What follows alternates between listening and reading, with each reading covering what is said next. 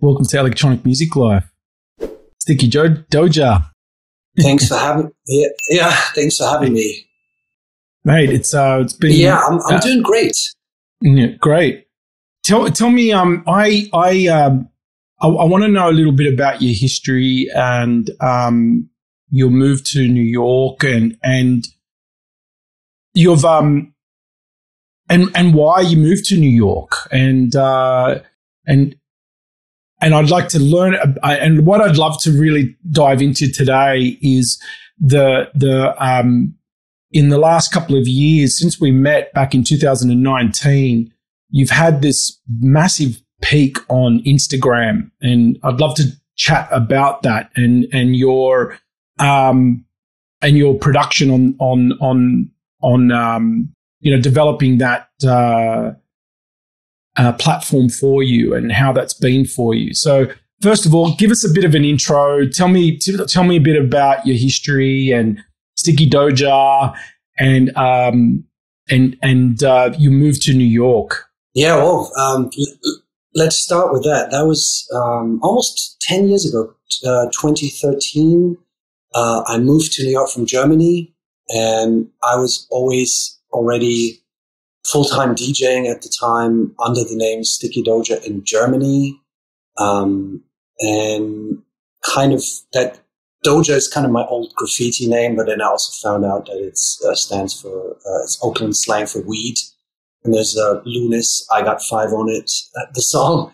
So I had my name on a record so I could scratch it. This is all pre-digital. So I stuck with it. And I came to New York as a tourist in 2013 and met people here and was just blown away by the city. And New York has always been very instrumental and substantial for what I did in Germany. Because, I mean, I come from hip-hop. I kind of caught the first wave of hip-hop in the early 80s when I was a little kid with, b-boying, breakdancing and everything. And then got into graffiti, the whole culture, DJing. Also started to write about music in the late 90s, got into music journalism, but was always active in all kinds of things around hip-hop. And then once I had the chance to come to New York, I just grabbed it. And it was, I didn't come here without with a job or any, security. I just kind of tried my way into the city, and it worked out for me, luckily. And it was, it was always a dream. I guess you could say that I started living the dream finally, coming from Europe and then just being in this crazy city with the crazy energy. And, and it worked out for me. And it's been, it still feels like I haven't really started here. It's weird. There's just so much going on. It's so many things. And then I realized once I got here, I was always kind of felt like an ambassador for the hip hop culture in Germany. I was writing for hip hop magazines and interviewing artists and DJs and performing with lots of artists here, bringing people from New York actually to perform in Germany. But once I was here, I was like, they don't really need me to be an ambassador of hip hop here because it's everything. Everyone's still here. Everyone's doing it. So I kind of also ventured out into other music realms, but hip-hop is still my foundation, definitely. How was that for you? Like, moving over, it could have gone another way too, being from another country, and, you hear about people either sinking or swimming in such a big melting pot, such a big city, and that, like, did you find that you were welcomed and being able to sort of build foundations? And obviously moving to any city has developmental kind of a process, but going to New York, and going to the hip hop mecca, it's like, how did you find that whole experience, and was it hard? I mean, it was, I was definitely at a point in my life where I wanted to leave Germany. I wanted to leave the small town that I was located in. I mean, I was always going to Berlin and going to other big cities to perform, but I was living in this small town at the Dutch border. That was very comfortable. I had a very good comfort zone. I had, a weekly running DJ night that I DJ'd. I was traveling but it wasn't really, for me, I felt like once I was here, I was seeing like, oh my God, this is where literally magic is happening and where also the best of the best roll through. And I don't know what grabbed me, but it was like, I want to be here and I want to compete with those people. I want to be here and show that I can do it too.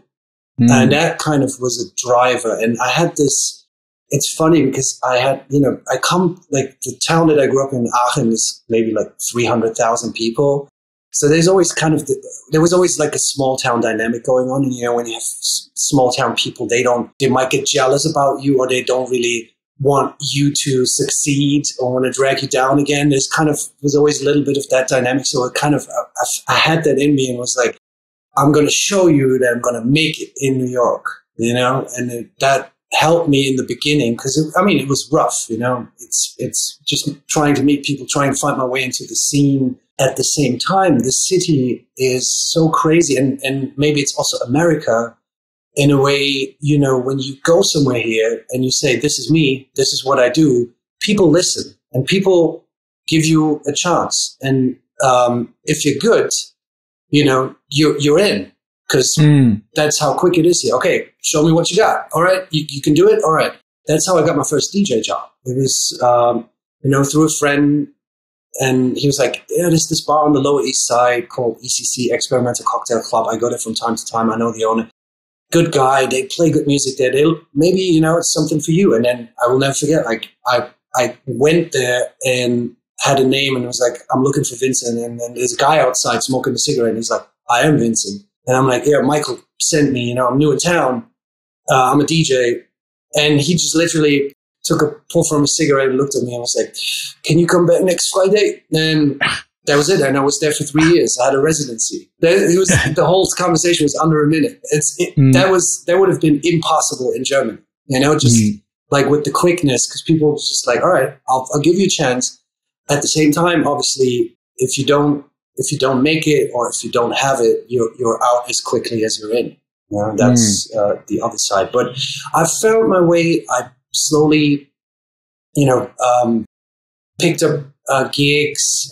Also got back into records again, which was obviously difficult because I had a huge record collection in Germany. That was sitting in a recording studio with a friend of mine because I just couldn't bring it here because I didn't have space. I was living in a tiny shoebox in Bushwick in the beginning. Then slowly, I literally lifted myself up from the dollar bins again. That's also how I got more and more into 45s. I was always like, I always had I always was using 45s already in Germany, and kind of the beginnings, even before I moved to New York, it picked up more. But then here it came also out of necessity because I didn't have any space for records in the beginning, and then started to literally go through the dollar bins to get a set together to play vinyl then. Yeah. Not that it's any easier, but, being such a massive city, there is a lot of opportunity available. Like there are a lot of gigs happening anytime, any day of the week, and there's something that. But with that said, though, like you obviously do need to represent. You need to step up to the profession and be able to deliver.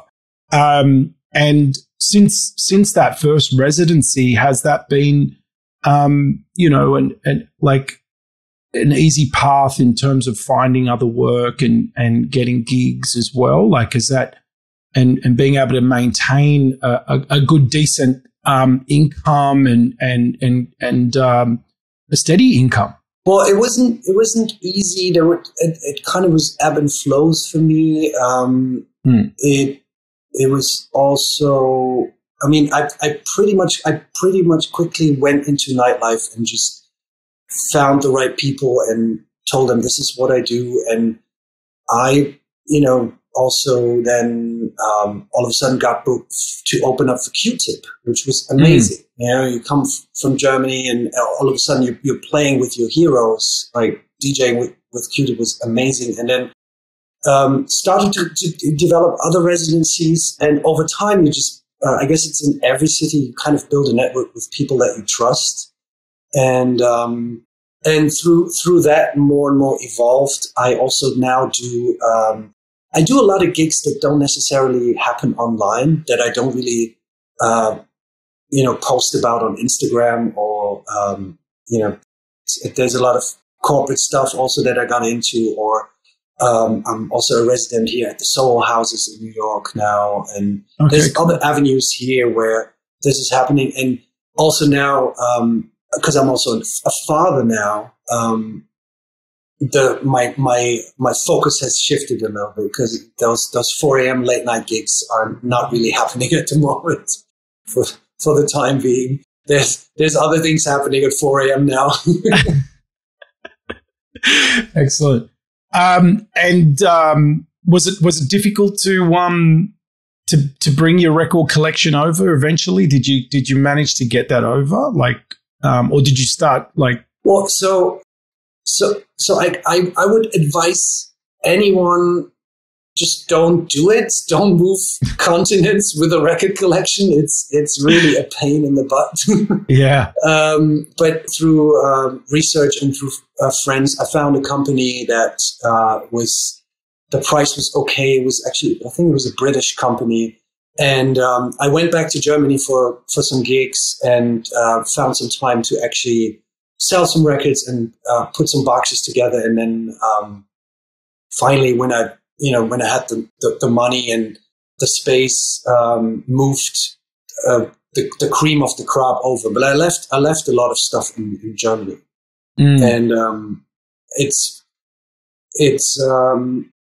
was kind of liberating, because I started a new collection here, and the focus was different. But now once in a while I have this moment. I sold that record, or I had that record in Germany, and now I need it. It's not here. And it was a bit chaotic, but it was also fun. I also gave a lot of records away in the end. And it's what we call here, what the amongst the record shop people, what we call record karma. You just sometimes you just have to give away, and then new things will come. Yeah. But yeah, it's definitely like shipping internationally with bulk is logistics is quite a subject. And I heard crazy horror stories of people moving, because when you have so many records, you end up getting a part of a container of a shipping company, and you have to make sure that container is not sitting in a ship close to the motor or somewhere, because I've heard stories where a full collection just melted, or was wasn't usable anymore. That luckily never happened to me, but that's something, if you want to ship internationally record collection, you definitely have to watch out for. Yeah, I've done that both ways now. I've moved back to Australia and from Dubai after being there for a while, and I would slowly take records with me on trips, just like, and then realizing that I had taken a lot and bought a few bits and pieces through my travels and being there as well. And I had to go through that on the way back, getting stuff over, and doing it during COVID wasn't pleasant either. So it took a long time for them to arrive, and I was very anxious for about 8 months. But it and it takes a while. Yeah, it took a while, and but it was like a test of just like letting go of whatever the outcome could be now. Just like, it's not in my control. And just hope. And thankfully they all came back. They all came back great. So I still need to check them all because I'm not fully set up with my sort of listening station yet. So hopefully none of them are fully warped yet. But you've also have a like you've shared you mentioned before Q-Tip, and you've shared the stage with a lot of people. You've shared the DJ booth with a lot of greats, and was that pre-New York as well, from the work you were doing in Germany? Yeah, I mean, I pretty much we started doing parties, professionally, events I mean, I was always DJing since the late 90s. I kind of came up with actually with drum and bass music because I lived so close to the Dutch border, to the west side of Germany, and we had a BFBS for the British Forces. We had a radio station that would play it was a show called Steve Mason Experience. Steve Mason was a DJ from the UK that was traveling with the British Forces, and he would play a lot of jungle and hardcore, and then later on also techno and drum and bass. Amazing. So that was kind of our gateway to that. So that's how I learned actually mixing. I learned mixing 2 songs with a tape deck and a belt-driven turntable with drum and bass. I'll never forget that. That was my moment. I'm like, left and right brain half come together, yes. And there was also a lot of reggae. David Rodigan at the time, and then we started, doing parties and getting more into DJs. But in a 300,000 capacity people city where only 300,000 people are, there's only so much you can do. But we still did it. We invited, we developed a network. We invited. Who did we have? Like, we had a phase where we pretty much invited all the current DJ world champions, like Rafiq, like the scratch DJs that were also club DJs. The DMC champions. DMC, yeah, right. DJ Flip, and also the old ones like DJ Noise from Denmark, DJ Static. Right. And the setup would always be, we would always have a stage where we had 6 turntables. So, and we always had 3 DJs. There were always 2 locals and 1 guest DJ in the middle. So everyone had their own setup, and you could just leave the stage and come back, and it was very fluent. And we played everything. We had nights. As I said, hip hop was always the foundation, but we would go into drum and bass, we would go into reggae, go into old soul music, and bash it up and bring it back. And we also had like people like Curtis Blow, some rappers performing, and I also played the biggest hip hop festival in Central Europe, in the Czech Republic, called Hip Hop Camp every year. Kind of was, started to do mixes for them. And funny little story, when I played that festival, I came home after a long night to my hotel, and then only slept 2 hours. Got a call in the morning from the guy who ran the festival, and he's like, "Well, so there's a van outside. It's going to pick you up, and then you're going to go with the van to pick up Large Professor. And on the way to the festival, you have to convince him that you're going to be his stage DJ, because he wants to DJ and rap at the same time, because he's both a great DJ and rapper, producer, and everything. But the stage was so big that we need him to be more of an MC. So he needs a DJ. And I'm sitting in this van completely hungover, and Large Professor comes in, and I'm like, oh my God, this guy doesn't even know me. How do I do this? And he was the nicest guy. And then he set up on stage, and I just told him, listen, I can DJ for you.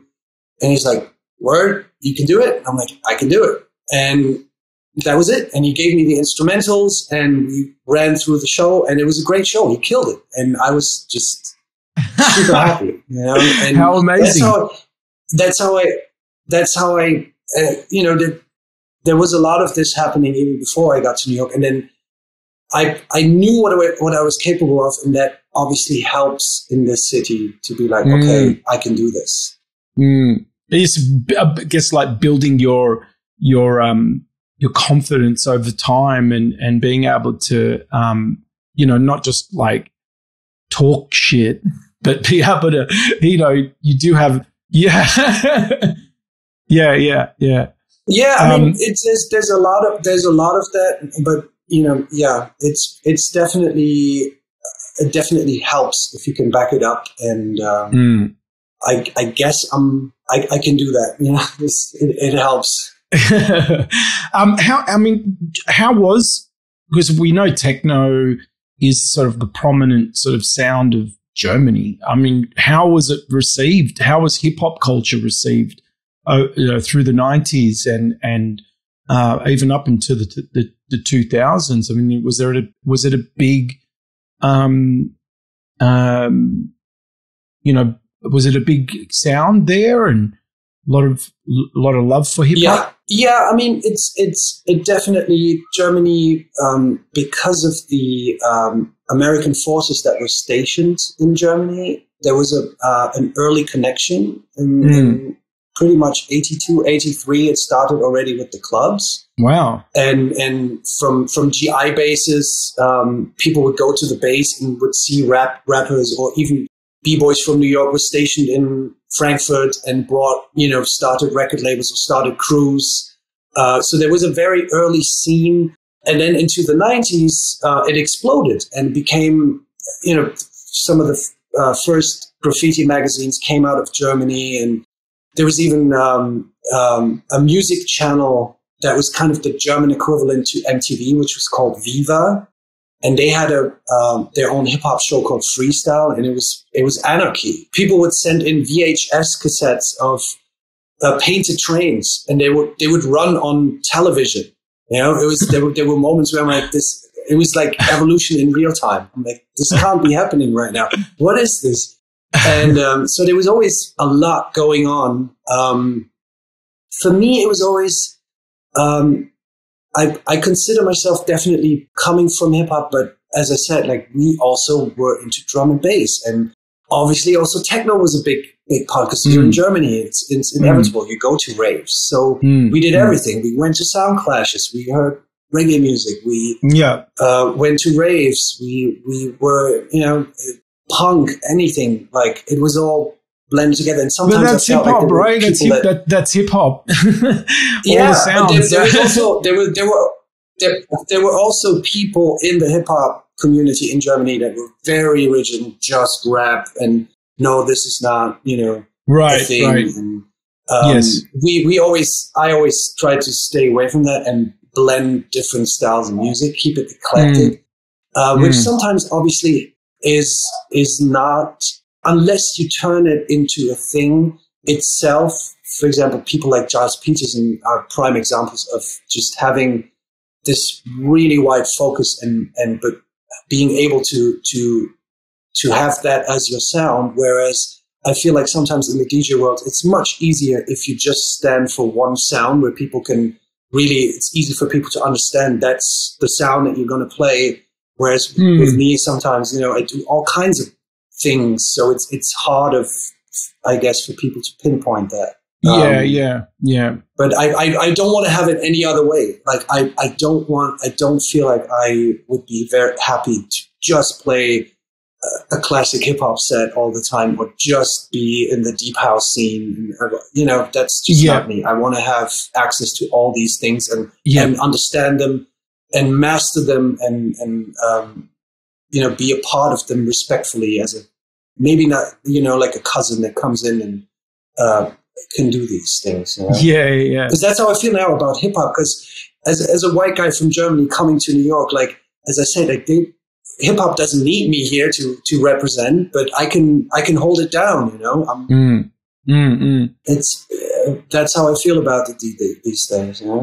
Yeah, it's a conversation that I've had over the years about that, like with various DJs, sticking to one sound or having a wider palette. And I'm like you, I enjoy variety of music and trying to find the connection between the songs and try to bring them together in a way where they connect, and there's a story can be woven together. And I I enjoy Exactly. that. I enjoy that process, you know, as well. And but I understand, because if you do look at some of, I guess, the more popular DJs that are sort of you know, the big sort of superstars, you know, and that again, even that's debatable too. But when we look at some of the big tier DJs today, they're recognized for that one kind of sound, and particularly in electronic music as well. But then you hear about, like all these, there's always this big, massive appreciation for music anyway. And sometimes when they will do a guest mix or something like that, then you learn this other side to them, or and however, you know, their big festival sets are just, you know, the straight up techno set or the straight up disco set or whatever, you know. Or, yeah, and it's and I get it from a marketing and a branding perspective, because the wider audience don't like it. They relate to that better, you know, and it's it's easier.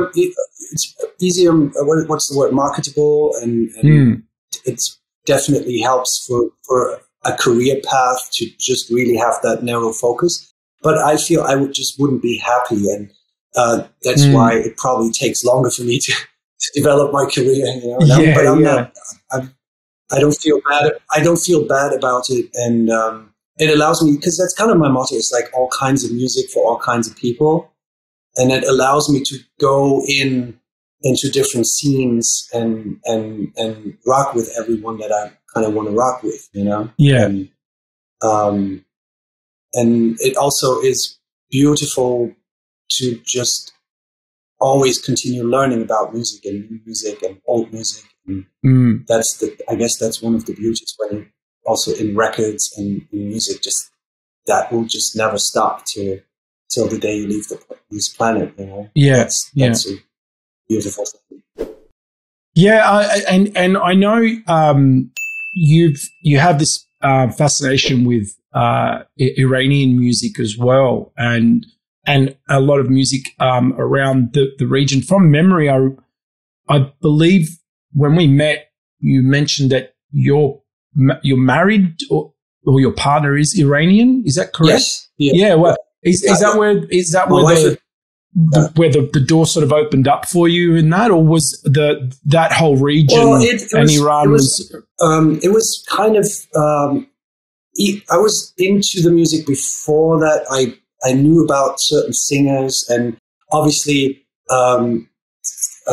stuff, for example, that Now Again did with the Kurosh reissues. That was a big thing for me, just to learn. Okay, this is happening, or something. I'm blanking right now. What's Finders Keepers in the UK is a label that did some really great reissues and samplers of music coming from Iran, because a lot of that stuff is really hard to get. And then I met my wife, and we started talking about the music. And then also her mother at the time went to Iran and brought back some 45s, and that was kind of the kickstart, because she brought me.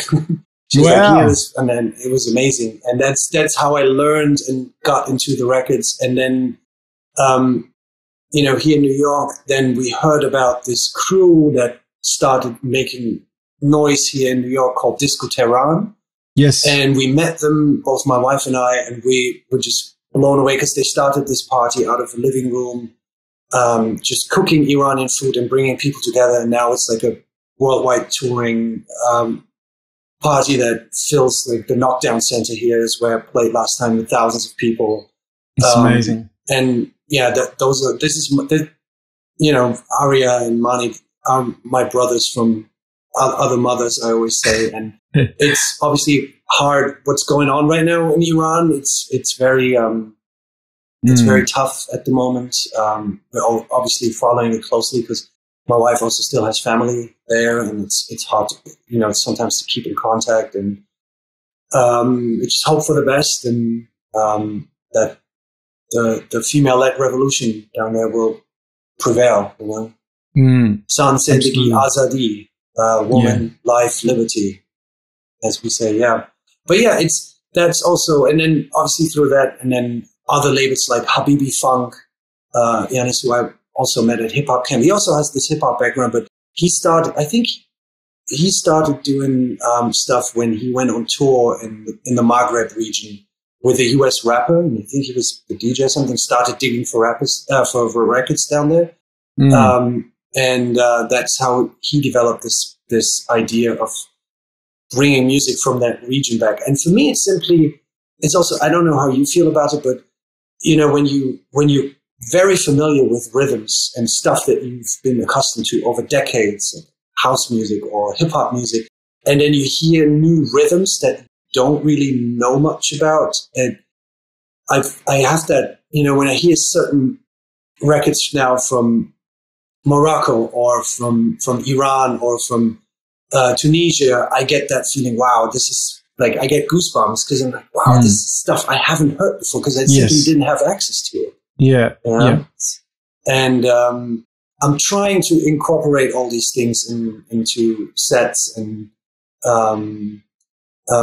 actually working on doing a Middle Eastern themed 45s only set mixed with hip hop stuff, and oh wow, it's all here in my head. It hasn't happened yet, but I'm still collecting records, building piles, and mapping out sets for that. So yeah, amazing. Yeah, well, I share the same passion for that. I mean, my background, my family's from Greece, and so I've had this. Even from a young age, I just felt, I don't know if it was from a past life or whatever. It's just like the Middle East has always sort of captivated me, and I mean, I made a lot of trips. I know it's not directly the Middle East, but I made a lot of trips to Turkey in the 80s. Wow. And so, because where my family's from in Greece is like literally I can see Bodrum across the way, and so we had friends there, and so during the 80s we used to make trips over to Turkey a lot, and I was a young boy.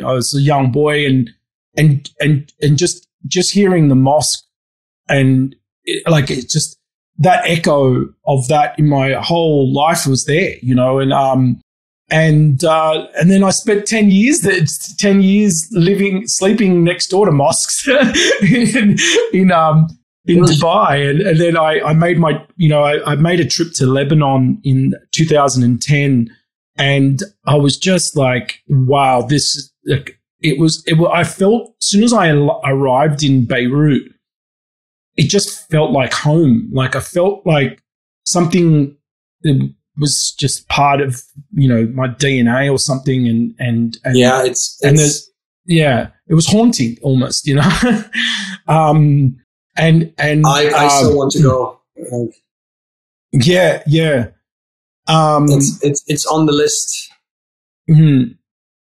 And so I felt very welcomed and embraced with the people there, and even Dubai became home as well, and just working within the region, and so it totally resonated with me, and obviously very similar values with Greek culture as well, and it's very interesting. There were a lot of records, not a lot, but there's been Iranian records that have been released or pressed in Greece or exactly, and the same with Lebanon, and same with Lebanese, Lebanese, Ziad Rabbani and all of that. That's it's a very similar vibe and rhythm and melancholy and also like partying. It's definitely very close. Yeah, that's right, and a lot of that happened because of the war. There was no record labels, no pressing plants, and so a lot of those records were taken to Greece to be produced then at the time, and I think that's where this sort of cross pollination sort of started, like was there as well. But obviously, if we look at all the food and the music around those parts of the world are just like so like intertwined and amazing. So I've been blessed to be part of Greece and then have that experience.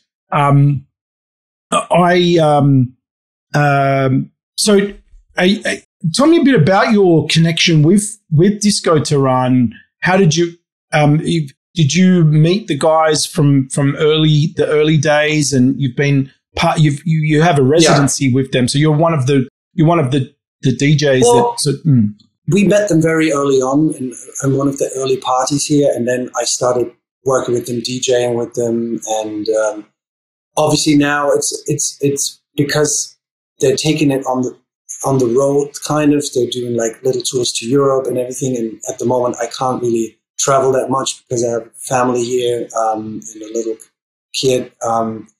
We kind of are a little bit more apart these days, but we're still family. And I still DJ from time to time for them, opening up at parties, and also amazing did projects where they did work with the MoMA here in New York. It was a story about immigration, and that's maybe a subject for another podcast. But they also invited me to talk about my immigration, because actually I was born in East Germany, but then kind of escaped to West Germany with my parents before the wall came down. But they also obviously cover a lot of the Iranian and also the immigration of the Latin community, when you have to flee your country and you have to start somewhere new in another country.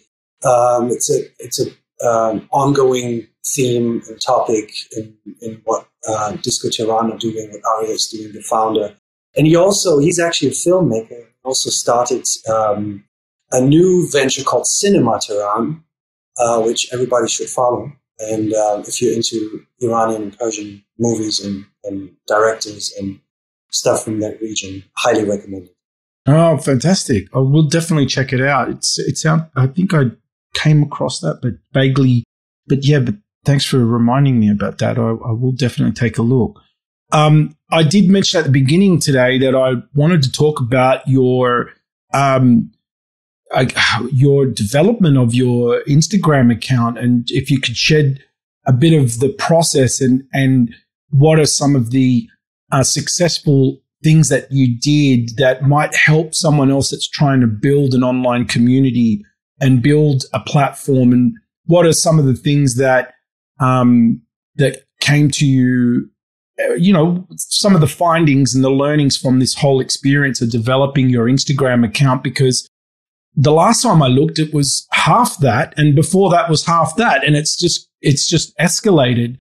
And congratulations for that, because the content's great. I love watching what you're doing. Yeah, and it's always great to listen to the beats that you're finding and some of the mashups that you do. And it started, the whole video thing for me started during the pandemic, during the first lockdown, because there was nowhere to perform, and I was still working at Human Head Records at the time, and Travis, the owner, and Sean, they came up, Sean Dupp, who's another good friend of mine who works there and DJ, amazing DJ. So they came up with this idea, okay, let's go on IG Live, what everybody kind of did at the time. Like DJ D-Nice was very successful with it.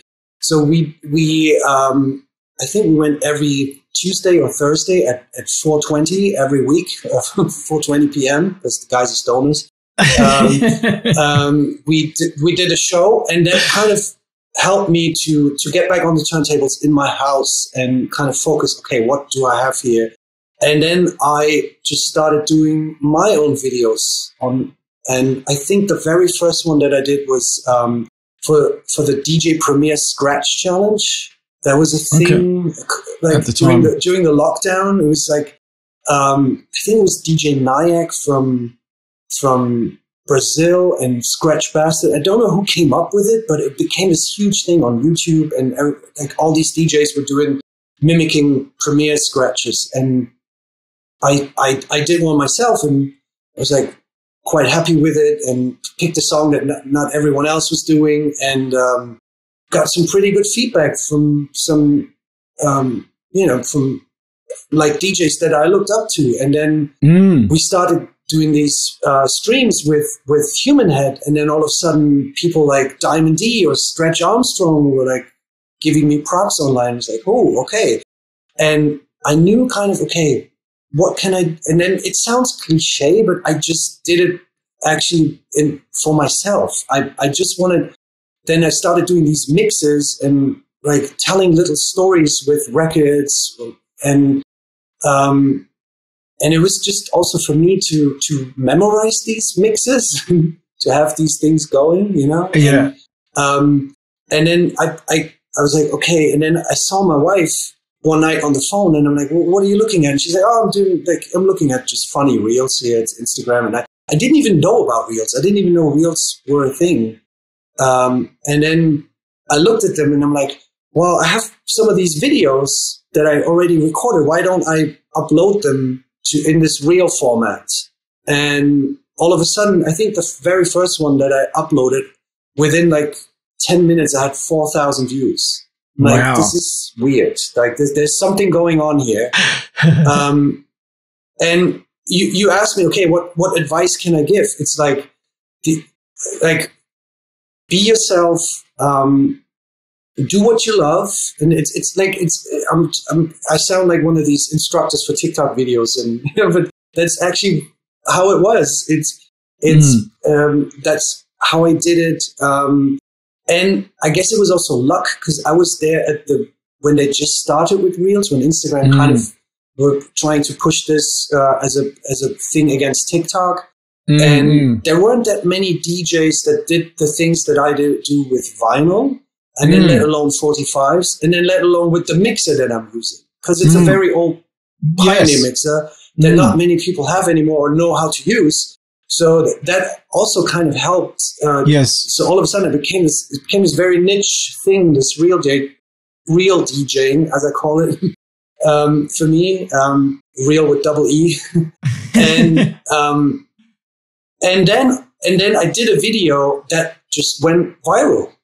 Like, my phone exploded. Like, it was, wow. I didn't think much of it. I recorded it. It was a 1-minute house mix with house records, and Defected Records reposted it, some other big DJ platforms. And then I got voice messages from Ibiza. I got like thousands of messages. People like, wow, this is amazing. I'm like, wow. Yeah, like literally. And then I had another big video similar, where it wasn't as big, but similar things happened where just the count was just going off. And I think it's because obviously the algorithm likes my content, but it's also because I kind of found a niche for myself where I just do these things. And now it's like, I just do what I really want to do and I always feel like, I only want to do a video, for example, now when I have something to say. I'm not like, oh shit, I need to do more content, because it's, then it becomes a thing where it becomes work, or it's not as fun anymore. So I keep it fun.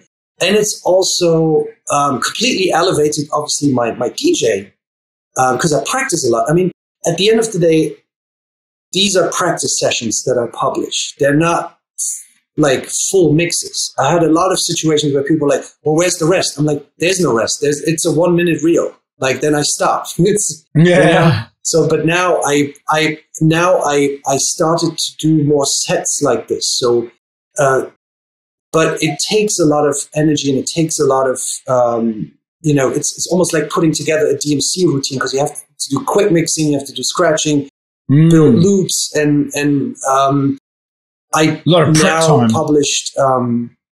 It's a lot of prep time. It's completely mapped out. It's and then goes a lot of time. Also goes into sourcing the right records. I use some pretty rare ones and then some pretty obvious ones where I kind of try to mix and blend it.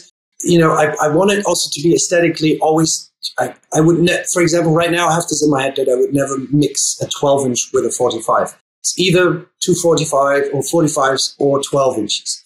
It's just in my head. Who knows? Maybe I'm using a CDJ next week and put it back into digital. But it's just having fun with it. And I started to put longer sets on YouTube. So you can, if you go to my YouTube channel, you can find actually 20-minute sets or like even an hour house set where it's only house 45s, where I kind of took some of the videos that I published and put them into a longer mix. And that's actually what I want to do next. To get all of these things that already exist. House on 45s? House 45s, yeah. House music, house music on 45s. Because I also try to find, like, house music on 45s doesn't really make sense. Because, it's like, but it exists and it kind of became this sport almost to be like, okay, what crazy house song can I get that only exists as a house promo 45 from back then? And mix it also with the digging culture and the competitiveness of like, it brings this records that not many people can hip hop element to it. It brings a hip hop element to it. Back into it.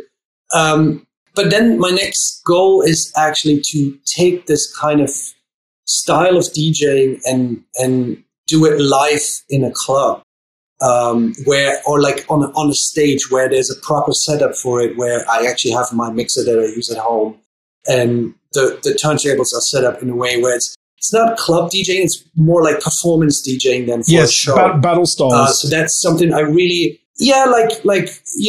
maybe there are obviously idols of mine that have done it in their own way and successfully, and people like Cut Chemist or DJ Shadow, where it becomes the scratching or the 45s thing becomes a thing. I mean, I've seen Cut Chemist and DJ Shadow live just cutting up 45s in the mix. It's mind-blowing. And I kind of try to find my own way with it. And through that, through these videos or through this mixing, I also started to do a little more edits, blending records, and then started also to do my own Bandcamp where I publish my little edits for Pay What You Want. And I wouldn't never call myself a producer, even though I produce records, but I now am more comfortable in putting stuff out. When the last one that I found a Spanish Cuban version of Hit the Road Jack that's like, it's ungoogleable, it doesn't exist on the internet. So I put a beat underneath it and just published it, and people seem to like it. Amazing. That's kind of where my head is at these days. I have to head to your Bandcamp for that one. It's definitely, it was a combination of me just doing what I love, just simply for myself. I just wanted to have, almost like an archive of mixes that I could go back to. Okay, these two work well together. Okay. And then Instagram just being, at the time where they were, it was kind of my luck to just come in as one of the first. And then obviously having a few of these videos just go viral and hitting up hundreds of thousands of clicks obviously helped. But and I have to give it up to the one and only DJ Coco, obviously. I was just going to mention that. Yeah, it's almost, I sometimes almost feel embarrassed. I was in a situation where I was in a record store here in New York in a pop-up, and then people started talking about 45s and DJs online.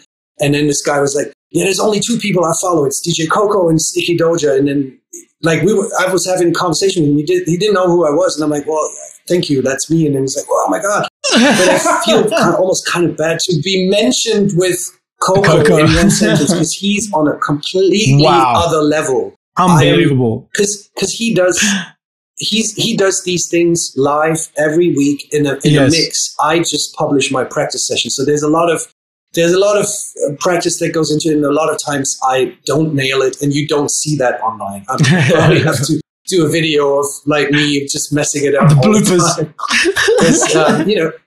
The bloopers, yeah.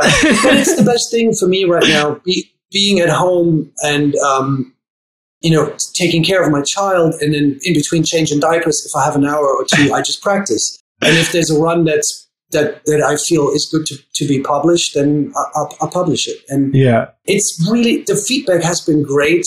Just now people hit me up and be like, man, I'm inspired.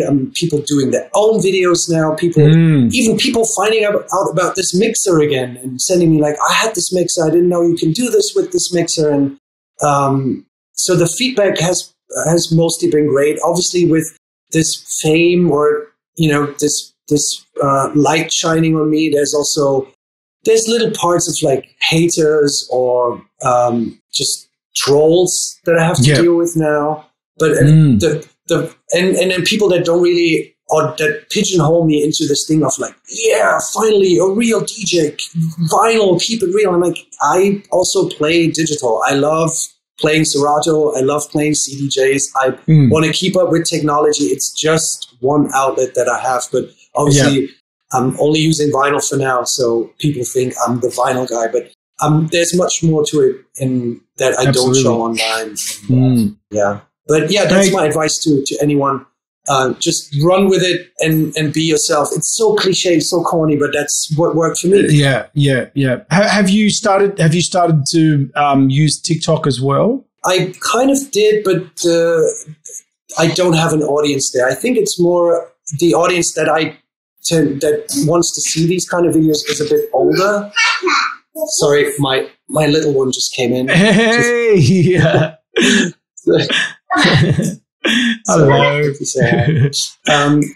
Hello.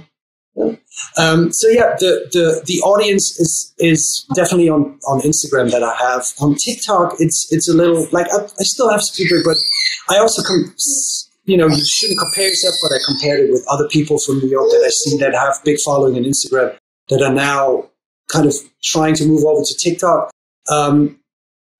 Just copy and pasting doesn't really work because TikTok functions in a different way. I mean, yes. And I haven't really found I like TikTok. I like the energy and the craziness, but I haven't really found my way to maneuver on the platform yet. Yeah. And I have enough to do with the Instagram thing as well. So. Yeah, in terms of monetization and business growth for you, like and with your DJ work, has that and even brand partnerships, has this now transferred or increased for you because of this? I definitely. So I started a new residency at the Hard Rock Hotel here in New York City. It's a night called Touch of Classics. It's an all vinyl night. It's every Wednesday. I'm DJing with different people. We had Stretch Armstrong doing the first initial start night, and that definitely. I mean, my online presence definitely helped there to in conversations. I'm getting approached more now by record labels. I'm sorry. It's okay. It's 2022, man.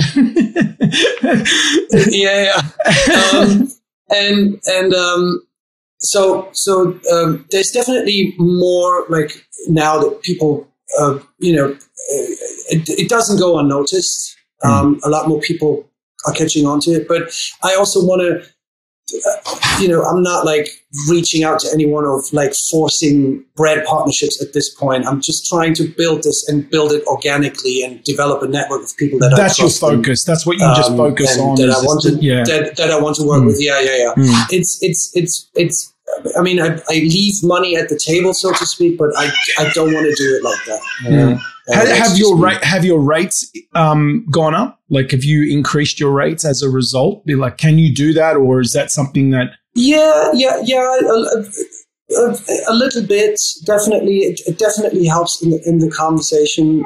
That's good. But again, I'm also focusing now more on my family and the whole video thing. So besides my residencies, I'm not really, I'm not doing any club nights at the moment, or bigger ones that I used to do. So these conversations haven't really happened yet.